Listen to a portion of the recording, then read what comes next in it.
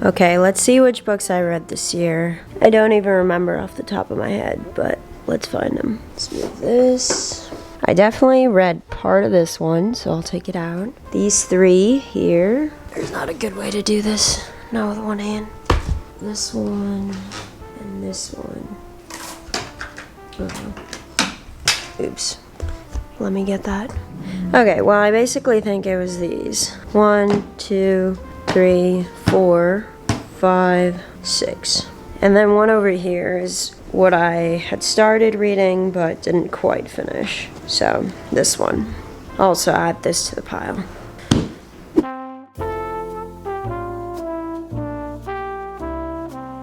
Alright, hi guys, welcome back to the channel. My name is Alexis and I am a 4th year PhD student at the University of Hawai'i at Mānoa. And today I'm going to be rating the books that I read in 2023. So kind of just showing you guys what I've been reading outside of like my PhD work, just what I read for fun, looking at the different genres that I've been reading, the books I finished and the books that I have not finished, and maybe why that is, which ones I enjoyed the most and which I enjoyed the least. It is very early here. I just dropped Michaela off at the airport, and yeah, I'm filming this before I leave to LA, so we'll get right into it. I guess let's just go over like a total count and stuff of the books I've read. So this one, Steal Like an Artist, I would just kind of say self-helpish book. The Subtle Art of Not Giving a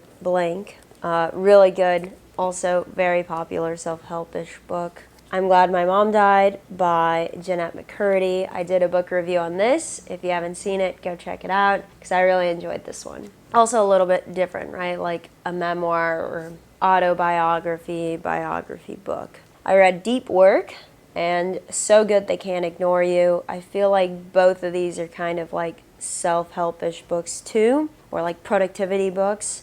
They're by the same author. I read both of them. I started reading and got like pretty into this. Not sure how many pages, but we can go over that. It is My Struggle, book 1. So this is a series by this, I believe, Norwegian author. Didn't finish that one. And The 8 Rules of Love, also kind of self-help relationship-y by Jay Shetty. Really popular book this year. I really enjoyed it, but didn't finish it yet. Still need to and plan on.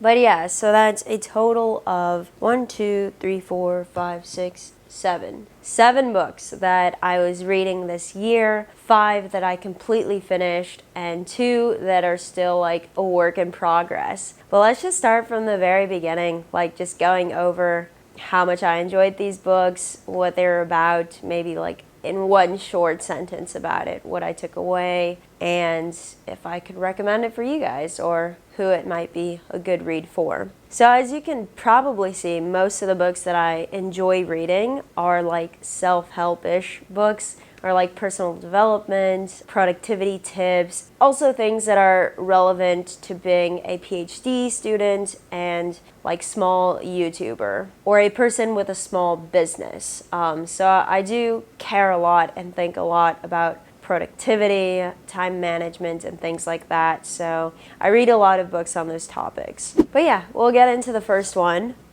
Steal Like an Artist. This is a book that I was gifted by my grandma last Christmas. It's a very small book, as you can see. It's also like a cool square shaped. It basically has 10 points in this book, and it's all centered around what I think is to like how to be more creative and use other people's work, like stealing their work, but like using it as inspiration and yeah, to kind of create your own thing from it. So I think this is really helpful with YouTube videos because a lot of times people are doing and saying the same things. The information is not new, but the way that they're presenting it might be, right? They're taking like a little bit of a different spin or a different angle on things. That's kind of what I got from this book. Oh, it says unlock your creativity. So yeah, it's for like people that want to be creative in some way, and this can look like many different things. I know they even mentioned just like drawing things out more and like using physical things, not everything digital, taking time to be bored, stuff like that. Yeah, side projects, hobbies, doing good work and sharing it with people, be boring. Yeah, so I really enjoyed this one. I think what I loved the most about it was just so short. And it was really nice to read because kind of, yeah, like it has the main points like this. You can tell it's a very creative book. Like there's cool illustrations. There's parts where he like puts in clippings from other things like articles or something maybe. Oh, yeah, a lot of these things where like there's words and he like crosses them out to show what he wants to say. It's very easy to read very quickly, but what I like is that it's so easy to go back to. Like let's just say I want a refresher on what this book was about. I can read it in like a day or two and just kind of reread what he's saying again, really like process and think about it and try to apply it back to my life. So really enjoyed this one. I guess if I'm rating it out of 5, no, let's rate it out of 10. Okay, so if I'm rating it out of 10, I would give this book a 9. Because, you know, it is limited information because it is small, but I think it's very, very valuable. Okay, so the next book, also self-helpish, is The Subtle Art of Not Giving a Blank. This was a book that I've been meaning to read for a long time because it's by Mark Manson. He's become pretty popular in like the productivity, self-helpish scene. And yeah, the title and like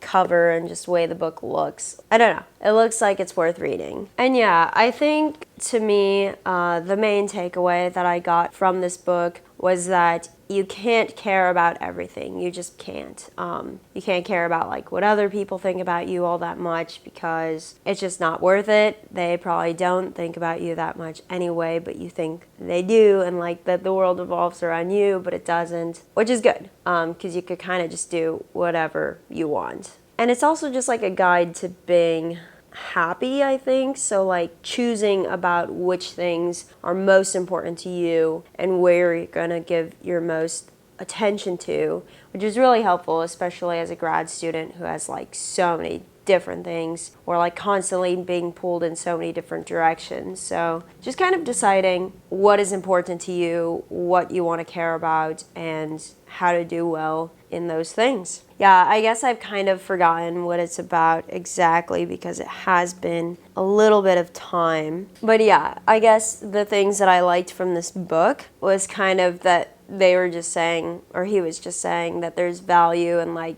doing hard things. Like if we just do easy things all the time, maybe that's not going to feel as rewarding as doing the hard things, because when you put in so much time and effort into one thing and it pays off, you feel like so much better and stuff. So a little bit about that. And then, yeah, the importance of like failure and like actually doing things, failing, learning from your mistakes, and the importance of saying no and like having very clear boundaries with other people because you want to focus on the things that you care about, not the things that other people think you should care about.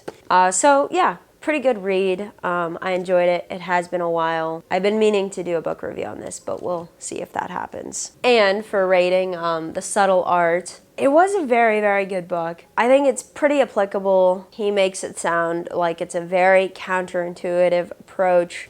But a lot of the ideas I think you've probably heard before, so it's not like the information in this book is like all that new. It's just presented in a new style. It is very well written. That is a nice thing. It's a smaller book, so you don't have to spend too much time reading it, but it's pretty dense in like the material that he has in it. I guess I would rate it maybe an 8 out of 10 because it really takes some time to digest. I think there's maybe a few too many points and arguments in this book compared to like these two right here that are just very clear. He goes deeply into one small subject, and this one kind of touches on a few different points. So maybe you would have to read this one a few times in order to like take away all of the information from it. But overall, still a really good book. The next two are Deep Work and So Good They Can't Ignore You. These are both by Cal Newport. He is a really interesting person to me. So he's a professor in like computer science at Georgetown, and he's also an author and podcaster, which I think is super amazing because he's in academia, he's doing research, he's publishing papers, but he's also writing, and I think like the New Yorker or just like normal writing for everyday people. And he also writes books about things that he's passionate about. So Deep Work 1 is about like how to do work that is important. And I think he calls it like knowledge workers, right? Which is really applicable to grad students because oftentimes we do things that are really hard and require a lot of focus and like mental energy. So this is just like the importance of carving out times where you can just have this deep work. And I think it's typically around 4 hours, but the more you practice like getting into a state of like deep focus and flow in your work, the more you can do it more often and for as many hours. You're kind of just like building this muscle of doing hard things, struggling with the thing, putting all of your time, focus, and like energy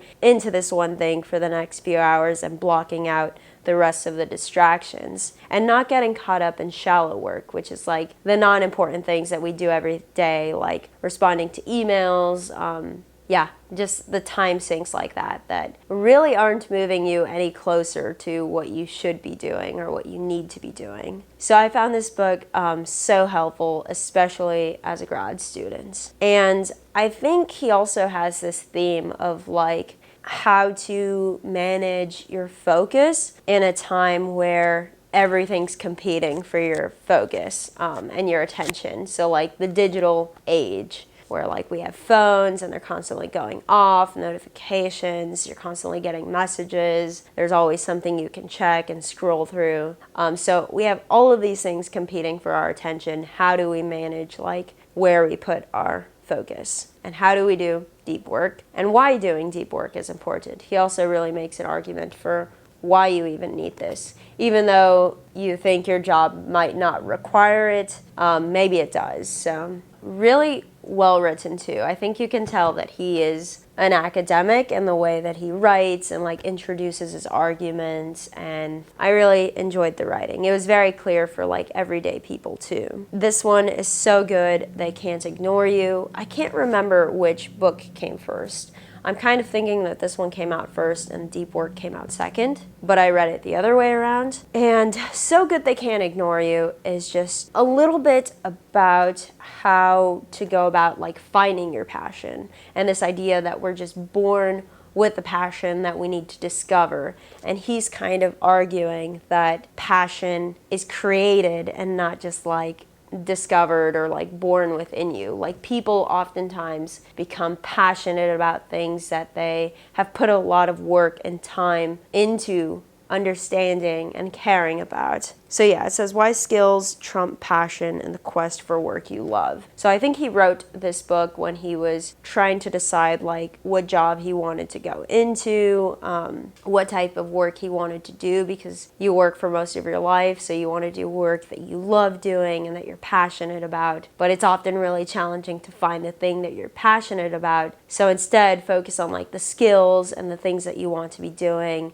excel in those, and the passion for it will like grow and follow. I'm not sure if that's making sense. It's very early here, but I really loved this book. And if I'm rating the two, I'm not sure which one I would rate higher. I would give both a like 9.5 or 10 out of 10 because they were really some of the best books that I read this year. I don't know which one. This one's very applicable. Maybe I would rate a little higher because the skills that you learn in here can be directly applied to your life just by scheduling in more time for deep work throughout the week, if that's something that is important to you. And this one is a little bit more abstract, and maybe I still have some problems with. Like, I understand where he's coming from in that I find that I become more passionate about my PhD work the further along I get into it, because I just start learning and understanding more things, the things that are interesting about it, and I can really appreciate the things that are interesting about it, what I'm doing. And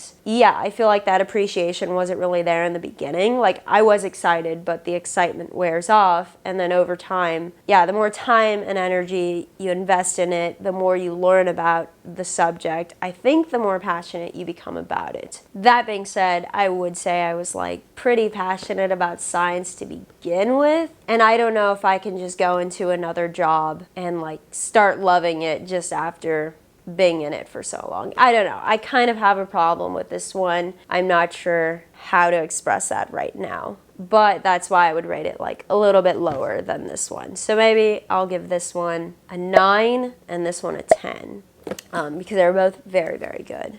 Okay, next we'll get into Jeanette McCurdy's I'm Glad My Mom Died. I did a whole book review on this, so I won't go into too much detail. Go watch that if you want to know what it's about. But it's about her life and her difficult and complicated relationship with her mom, how she grew up as a child actor, things like that. There are some like sensitive topics in the book, so just a little warning, but I thought it was very well written. I read it in like a weekend. I love this book. I'll give it a 10 out of 10 because, I don't know, it's not a book that I usually like to read or a type of book that I like to read, but I really enjoyed this one so much, and it gave me like something different in this set of books that I read this year. Next, I'll get into this one, which is My Struggle by Karl Ove Knausgaard. I think that's how you say his name. I'm not Norwegian. I don't know Norwegian, so I'm just doing my best. But this is a dense book, and this is like book 1 out of a series of I don't know how many books, maybe 3, maybe more, maybe 6. And yeah, it looks like I got to page 220 out of 441. And I don't know, I guess this book would be like an autobiography. It's about his life and his difficult relationship with his father. And I know he also has his own family, so he's writing from, you know, his relationship with his daughter right now, but also his relationship with his father in the past and how that's kind of affected him. And I don't know, I think people said it was like pretty well written, and I think if you read more books like this, then it might be more for you. But for me, who's very like, I don't know, pretty like cut and dry, I just like the facts. I don't really like the fluff as much, and for me it just felt like, you know, you can tell from the book, I think there's just a bit too much fluff. I'm sure the writing is really great if you're into those types of books. But yeah, I don't know why. I couldn't really get into this one, and I kept pushing myself to keep with it. So I might still finish it, but I don't know that I'll read the rest of his books. And that's just my thought on it. Yeah, maybe it does deserve more attention, but I think it's just not really the right genre or type of book for me. So if I had to rate this one, given that I haven't completely finished it, I'm about halfway, I would rate it, I don't know, maybe 5 or 6 out of 10. And that's not a good rating considering that I haven't finished the book, but it is what it is. Okay, last we have The 8 Rules of Love by Jay Shetty. I've been following Jay Shetty a little bit. He has a podcast. He used to be a monk. His first book was Think Like a Monk. I actually bought that one too, but I haven't read it yet, so maybe next year. But this one I thought was interesting, right? Because I'm in a relationship right now. I'm engaged to be married soon next year, and I thought, oh, maybe this is an important topic that I should be reading about. Like maybe there's something good that I can take away from this. And I do like that he presents his 8 points so you know what you're supposed to get out of the book, and I guess just some examples of like what he's saying are important for love. Yeah, I guess he kind of begins with like, he puts it into 4 stages. So the first being like the importance of being alone and like understanding yourself before you can be in a relationship with someone else, or like a happy and healthy relationship. I think that is like really great advice. 2 is compatibility. I think this is like thinking about like what love is to you, love languages, stuff like that. Values, seeing your partner as like your guru. Yeah, I guess just like how you can learn things from your partner, how they can teach you things, and vice versa. Having similar like values and purposes in life. 3 is about healing. So I think this is like maybe when there's problems in the relationships. It says win or lose together. And I guess like if you do break up, what does that mean? Last is connection. I haven't gotten to this one yet. So I think I'm somewhere in like the healing stage of it. But yeah, so far I really enjoyed the points that he's been bringing up. This book is also interesting because there's a lot of like exercises in it. Like, try this, or think about this, or do this meditation. I liked it in the beginning, and then as I was reading it, I just felt like maybe there was a little bit too much, and I was a little bit overwhelmed by the amount of things that I felt like I needed to do in order to get the most out of this book.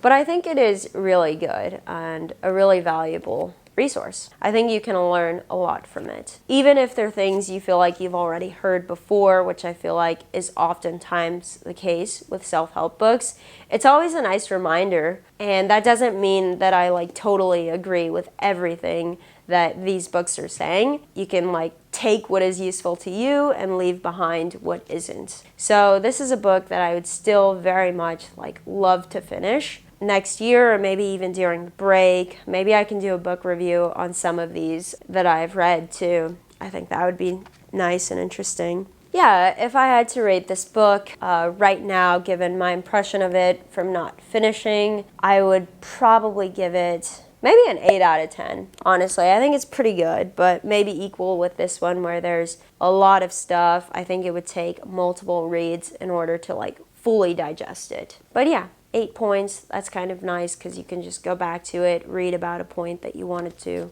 like refresh. But yeah, that is kind of it for this rating the books I read video. I just kind of wanted to show you guys what I've been reading as a PhD student that is not related to my PhD at all, or not really. I guess maybe productivity could be a little related, but just to see the things that I'm reading about and the things that have been interesting to me this year. If you guys are interested, I can put links to all of these books in the description if you want to go read them. Also check out the book review that I did on this one. Really enjoyed the book. It seems like it was one of my favorites this year. And yeah, if any of those books sound interesting, go give them a read. I can highly recommend basically all of these books, maybe with the exception of this one. Sorry if this is like your favorite author. Please give this video a big like if you enjoyed it or got any value out of it, and also subscribe to not miss more videos like this and the rest of our Vlogmas videos, because Vlogmas isn't over